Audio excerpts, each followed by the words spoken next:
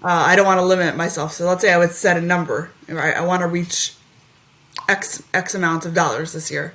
What if God wants me to have so much more? So number one, I don't want to limit myself. And if I, God forbid, don't get there, I don't want to upset myself. So I'd rather not set any limits and just work hard and have fun.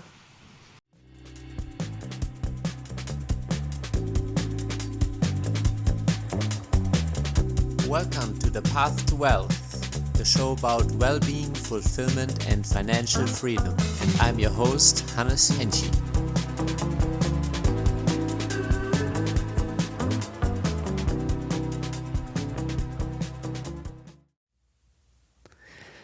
Hey everyone, welcome back to The Path to Wealth. I'm your host, Hannes Henschel. I know that buying or selling a commercial property can be a scary project. There are so many details to consider, but our guest today will help us learn what to consider when investing in commercial real estate successfully. Today I'm joined by Esther Reizes-Lowenbein. Esther is a successful entrepreneur, investor, philanthropist, and mother of 8 children. She's also a solid capital raiser, having raised close to $15 million over the last couple of years. Now she focuses on multifamily real estate, but she is experienced in warehouse, self-storage, and assisting living deals. Esther will be able to give us a very well-rounded idea about real estate and why she focuses on commercial real estate. Welcome to our show, Esther. Thanks for having me. A lot of that info has been updated, but thanks for having me. But what would you say the secret is to your success? I mean, you have a very significant network, obviously, but how do you drive relationships and how do you conduct yourself in business in such a way that you are able to, drive those levels of success? I do a lot of networking, so I think that's attributed a lot to my success, and I just work really hard and nonstop. Actually, this whole equity game that I call it, whatever you want to call it, that I got into started as a hobby. I initially started as a broker in the space, and a client asked me to help him find an equity partner. So it started as a hobby initially, and it kind of took off. So now I have some help assistants working with me, and it turned into something. It's obviously been very hard in the last 6-7 months. When the interest rates went up, equity became more in demand because the bank started lending at a lower LTV or LTC. So equity became in higher demand, but the investors got scared, with the current state of the market and backed off. And it's been much, much harder to find the equity in the last 6 and 7 months. So it's a whole new world. It's tough now. The market's tough on all levels. I'm a realtor, investor, and capital connector. On all levels, it's really tough, but keep on going. That's the name of the game. I keep on going. So it's much slower, working harder, but you got to hustle and move on. There's no stopping, basically. Yeah. The way I look at it sometimes is, that the golden decade of investing in our lifetime is over. Now we got to go back to the drawing board and play by the original rules more so, because the environment we are currently in, historically speaking, isn't even that bad yet. But right. Coming out of that golden decade, it feels very painful. Yeah. So what is your game plan moving forward? That's a good question. So people ask me, like, what's your plan? What's your New Year's resolution? All these, evaluation metrics. So I always say I never make a plan. I don't have an exact agenda. I just work really hard. I keep on hustling. I try to enjoy the process as much as possible. And wherever I land. It's not in my hands. If I try as much as possible, the rest is up to God. First of all, I don't want to limit myself. So let's say I would set a number, right? I want to reach X amount of dollars this year. What if God wants me to have so much more? So number one, I don't want to limit myself. And if I, God forbid, don't get there, I don't want to upset myself. So I'd rather not set any limits and just work hard and have fun. I actually love this because, as you said, it leaves both ends open. And at the same time, as long as you go to bed knowing that you left it all out on the day, you can sleep well. And wherever you end up, you will end up. Exactly. And that sounds like a so much more healthy relationship than setting smart goals, and then at the end of the year, by some arbitrary metric, you didn't hit it. You're like, oh my goodness, what a failure. Exactly. Yes. So I love that. What's your relationship to staying on top of things in a time-wise? You have a very big family.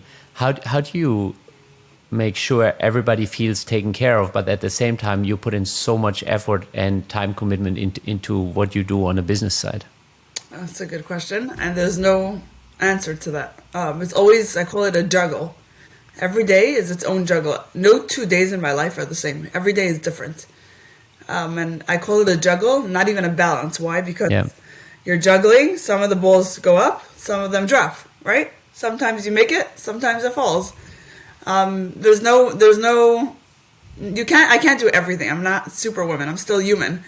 So, I try my best. I try to make sure the kids, my kids are number one. So, as long as they're good, everything else falls into place. So I answer the email a little late, it's all I can do. I do my best. Awesome. So where did your real estate mindset originally start? Where did your journey start, and why did you go into the real estate space in regards to maybe something else? So I'm actually a speech language pathologist. I graduated in 2007, and I've been working as a speech therapist for several years. I went to school, spent all that money, and then worked. I enjoyed it. But then, with several factors, I decided that I need a break. I need a change. I had moved at that time. I had a son that was born with some health issues. There were several things together that I felt like I needed to make a change. Most importantly, I just didn't feel fulfilled. I felt like I have something more to give. I felt great helping the kids. I was working one-on-one and helped children articulate better, or got children that weren't speaking, and I got them to talk. So it was fulfilling, but I felt like I had something more in me, and I needed something more to feel fulfilled. So I decided to go into real estate because I'm an extrovert. I love meeting people. Real estate's really the place. It's a people's business at the end of the day. So it's all about who you know and meeting people. It's all about, you have to know the mortgage brokers and the lawyers, and it's your team. It's who you know.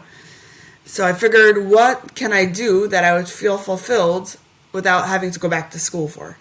So that's why I landed in real estate. I figured, I don't have to go back to school for it. I could just take a 75-hour course, and here I am.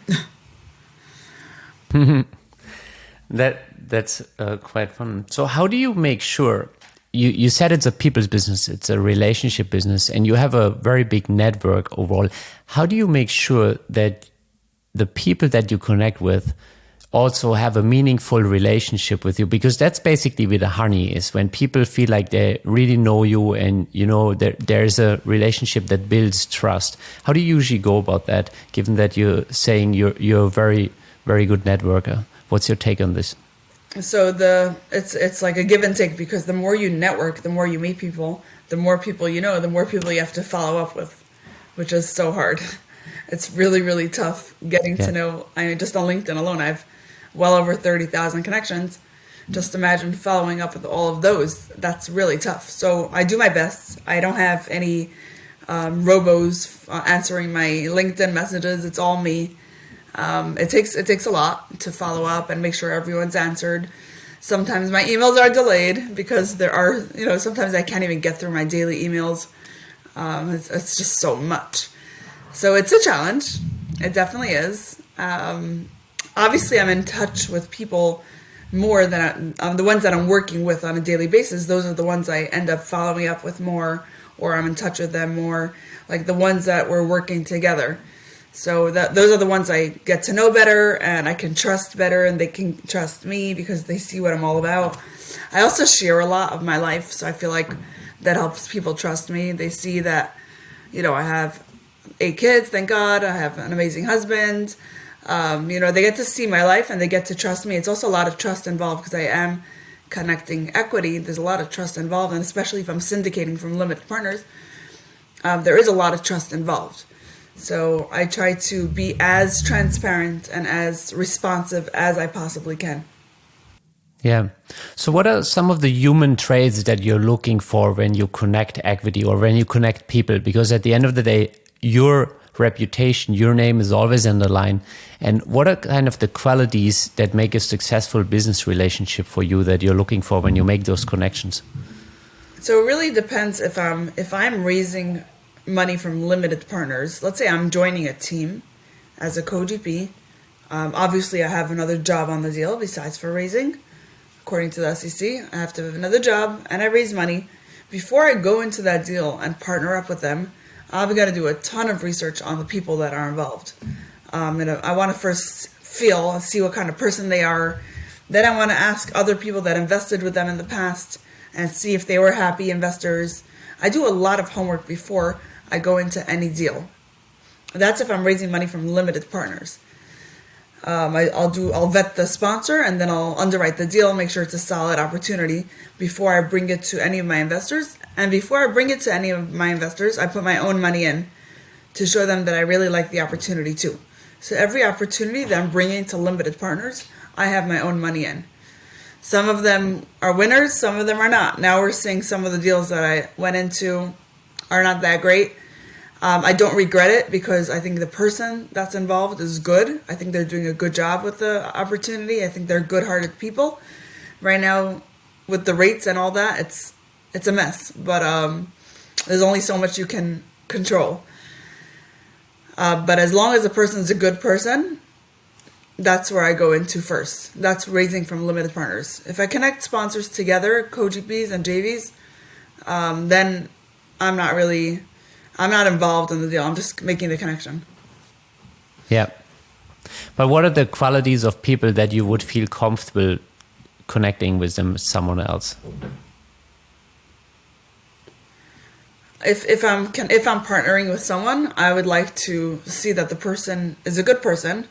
Meaning I want to see that they treat their family well, first of all, that they're honest people, that they're respectful.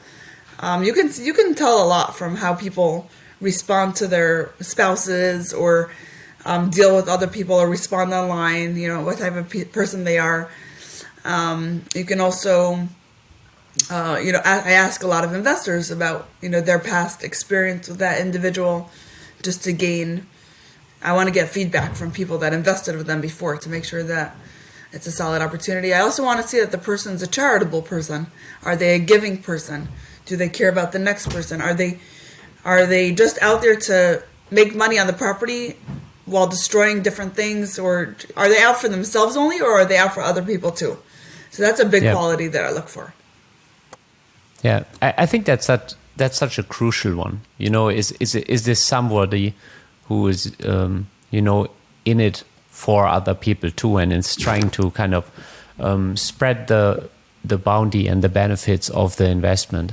And I actually think that's one of the beautiful things about commercial real estate, and maybe more so even in the multifamily segment particularly. I found that there's so many people who think like that, who really want to be charitable. Or pretty much everybody that I meet has some kind of charity that they care for. So what are some of the charities that you like to support? A lot. Number one, we support a lot of orphans and widows. We support the Friendship Circle of Brooklyn, which is individuals that have special needs in their families. I worked in that space for a while as a speech therapist, so I know what it's like. We support organizations that help families dealing with sick members. I had a son that was in the hospital for 4.5 months. I know what that's like. My heart is very much over there, helping families. When a situation arises and there's a medical situation in a family, it's not something that one can control. It comes unexpected, and it affects the whole life. It affects the family. It affects their financials. So we try to help individuals that are hit unexpectedly with a medical situation. What else? There's a lot of youth that we help that are at risk. There's so many organizations in need of charity. A lot of poor people that just don't have money for food. There's no shortage of Yeah, so we were talking about the charity aspect and how you always make sure that even if you're having a good time, that you have a coin on the table, or that everybody puts in a coin to think of other people that there's also taken care of. And that's actually something that I really connect with on a personal level. And, I think one of the reasons Mr. Beast is so successful is he's so incredibly charitable in the process. And the same is true for someone that probably both of us know in the real estate space, who is Jonah Weiss. Like, whenever I see him doing something, I see there's charity involved, there is genuine making other people part of it, connecting people. So I think that's kind of like the go-giver. You make sure that other people are taken care of, and the goodwill compounds. Yeah, Yona is a good friend of ours. He actually came to my house twice, I believe. We are good friends. Yeah, him and my husband, they connect on charity levels and they learn together, so it's cute. Yeah, I really enjoyed my conversation with him too, because you can see that there is so much more behind what he's trying to do in the world, and that's something that I deeply resonate with when it's way beyond the money. It's truly about taking care of community, taking care of family, but also making an impact on a larger scale. And that's one of the things that I personally really, really resonate with. Yeah, I 100% agree with that. And I think, he is a shining example of that. You're 100% right. Yeah. So when you first came into the brokerage part of real estate, you had to start in residential, but you always wanted to go into the commercial real estate part of it. So given that you have such a big spectrum from residential in brokerage to commercial in brokerage and the different asset classes in commercial real estate, what is kind of your preferred asset class that you appreciate for yourself and your passive investors? First of all, I'm impressed that you did your homework. You read up or listened about me before this conversation. I could see that from the questions you're asking. So I really appreciate that. Yes, I did start on the residential side and then moved to the commercial. Initially, I sold a multifamily property. That's how I got in. My husband's family had a property to sell, so that threw me into the commercial space. And then eventually, my husband's also involved in the business together with his partner, so they buy office, industrial, and retail. Those were their assets of choice. I somehow got involved in all of them, and when people ask me why, I'm like, I don't know, why not? I just feel like it's all about the people. I feel it's all about making connections, whether it's connecting money to properties or properties to properties or people to people. I just feel like it's one big matchmaking situation. Obviously, we purchase office, industrial, retail, with industrial being our favorite asset. But I am involved in raising money for everything, anything that's commercial real estate. As long as it's commercial real estate, not residential, no startups, commercial real estate. That's what I work on. Yeah, that's so interesting. Yeah, it's one big matchmaking, and which brings it back. It's really about the people that you work with, or rather the relationships that you build. So what are some of your favorite conferences that you like to attend? Where did you meet like the most quality people? Oh, that's a good question. I've attended so many.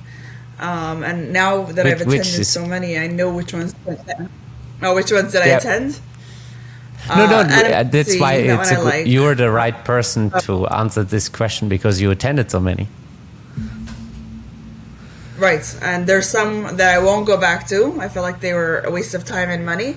And then there were others that I felt like they were really great ones. But it also has to do with how involved you are. So you can go to any conference and meet somebody, and you can also go down the street and find a client. It all depends on how involved you are as a participant. So even if the conference wasn't good and I didn't like it for other reasons, I still made some connections, because that's just who I am. I can, go over and I have no problem talking to people. I like getting to know people. So it really depends on how involved you are. How much do you want to learn? Are you there to learn? Are you there to network? So it really depends on the speakers that come and the how they facilitate the networking forum for all the participants involved. So I think that's the most important thing, how involved you are. Even the conferences that I didn't like, I still made good connections at. And sometimes we don't know, even so maybe. But back to your question. Sorry. Oh, yeah. Sorry, there's this delay, so I can't. Even the conferences, back to the question you asked me, which ones I like the best. I like the NMHC, I like the ICSC. Those are the larger events that one attends, and there's so many people you can meet, and there's so many sessions, and there's so much more, so much more available out there. Not that I have time to meet all those thousands of people even, but there are more choices sort of involved, and it's a larger scale. Yeah. I mean, it's certainly hard to follow up with thousands of people or even meet thousands of people. One of the things I like is, and what I notice is that the more intimate the event gets and the higher grade kind of people, I guess the easier it's to form deep relationship. But at the same time, you have to become part of the circle to be part of those events. Right. Yeah. That's true. So the interesting thing, I was just about to ask you about what you're planning to do in the next year, but we already spoke about that. And you're not making goals; you're just putting yourself behind the work on a daily basis. So how do you approach every single day when you say you just want to work hard? How do you make sure that you put your time and your effort behind those opportunities that make you who you are? Because you are in every aspect, everything you're doing, it seems that you know how to meet the right people or grow at a certain pace. So how do you look at opportunities and make sure that you kind of following the 20% effort that gives you the 80% of the results?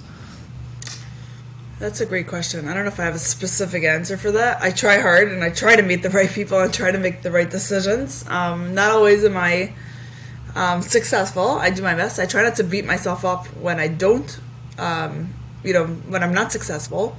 I try to let that slide. So that's something I had to work on myself because I'm a perfectionist. I had to let go of things that didn't work out. A lot of things in this business don't work out.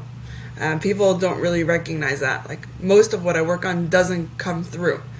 I could be trying to sell properties and for whatever reason it doesn't come through. If I could work on equity deals, it doesn't go through. Or even if we're buying a property and the due diligence doesn't pan out and that doesn't go through. So a lot in this business doesn't go through.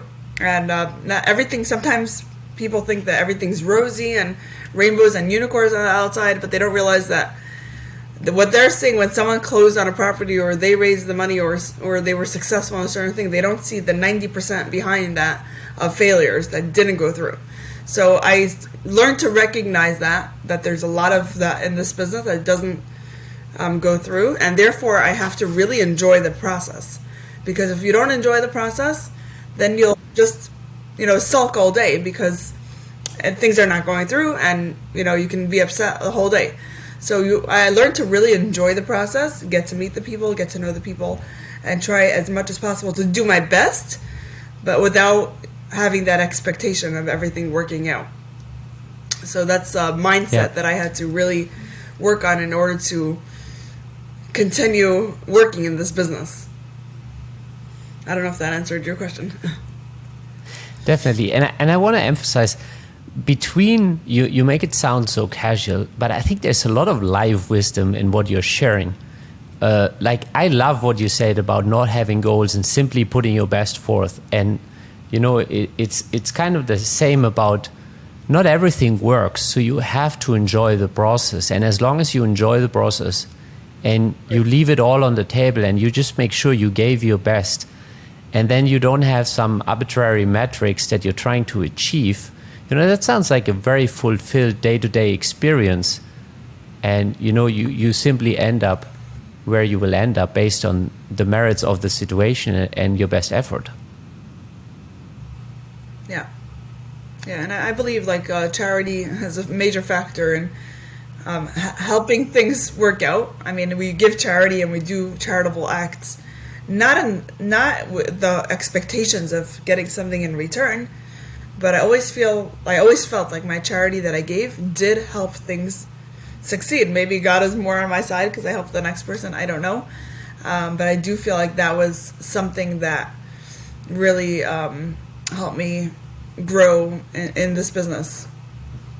So, as a couple, do you have kind of an idea or a definition what success means for you as a family?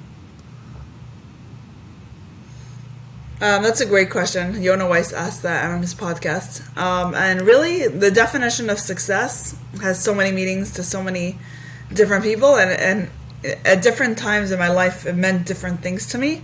Obviously, you want to have, enough money to help their families, to support the families and help other people. That's a form of success, being able to give back and having the freedom of time. Success to some people can also mean a certain level of fame or a certain status that they achieve or a certain number that they achieve. But to me, what success means to me is raising good kids. Like that would be my definition of success. Like if my kids turn out to be charitable, good people, healthy individuals, and kind people, that I would call that successful. I think I can totally agree with that. I mean, I think that there must be almost nothing more rewarding than sitting there in older age and looking at the kids and, just them going out into the world and doing things in the best possible way that you could imagine. I think that must be so rewarding. Yeah. Yeah. And that's also something I've seen with my dad. So my dad doesn't teach me lessons in the sense that he sits me down and is like, this is how you have to live your life, son. But he's always just done it. He's always done charity. He's always treated people a certain way. And in this interesting twist of things, he made me very observant. And I learned so many life lessons simply by watching him go about his life. And so I think there's a limit to the influence we can have over our kids, but I think probably the best possible way is just living those standards that we would like them to have in the future. You said a very good point, that whatever your father showed you, he is what you follow. Not what he told you, but what he showed you. My husband says the exact same thing. Everything his dad told him, he probably didn't do. But whatever he saw his dad do, he saw how his dad treated his wife. That's how my husband treats his wife. Whatever they see is what will be passed on. So you have to be a good example to the kids so that they'll see that they'll see how we act. Not just what we say, it's how we act. And they pick that up. Yeah. The kids are smart. They know how to tell the difference. Yes, they certainly do. And it's definitely in what they observe on a day-to-day. It's impossible to tell them to, don't do this, and then you do it yourself, and you truly expect them to not copy the behavior. Exactly. Well, Esther, this has been a very enlightening conversations, and one of my favorite questions is the end, is always, what do you consider a life well lived? So at the end of the day, you can amass wealth, you can amass status, you can amass fame. I think at the end of the day, family is most important. You realize that that's what you truly have in this life. So me raising a good family is important to me. Giving back to others is important to me. And everything else is just a means to get there, right? We're working just as a means to be able to spend more time with our family, or if we enjoy it, it's something we're doing. We're working to be able to give back to others. We're not working to line our graves in gold. We're working to live a more quality life and help others do the same. Yeah, I love that. Well, thank you so much for your time. Where can people connect with you? You already mentioned LinkedIn, but what other platforms do you have where people can find you? I'm all over social media. You can find me on LinkedIn as Esther Reizes-Lowenbein, on Twitter, Facebook, and Instagram. I'm Esti Lowenbein, ESTI LOWENBEIN. You can find me on all those platforms. Happy to connect always and help out wherever I can. Awesome. We'll make sure to include all of those in the show notes. And yeah, thanks again. Thanks so much for your time and good start into the new year. Likewise. Thanks so much for having me and Happy New Year.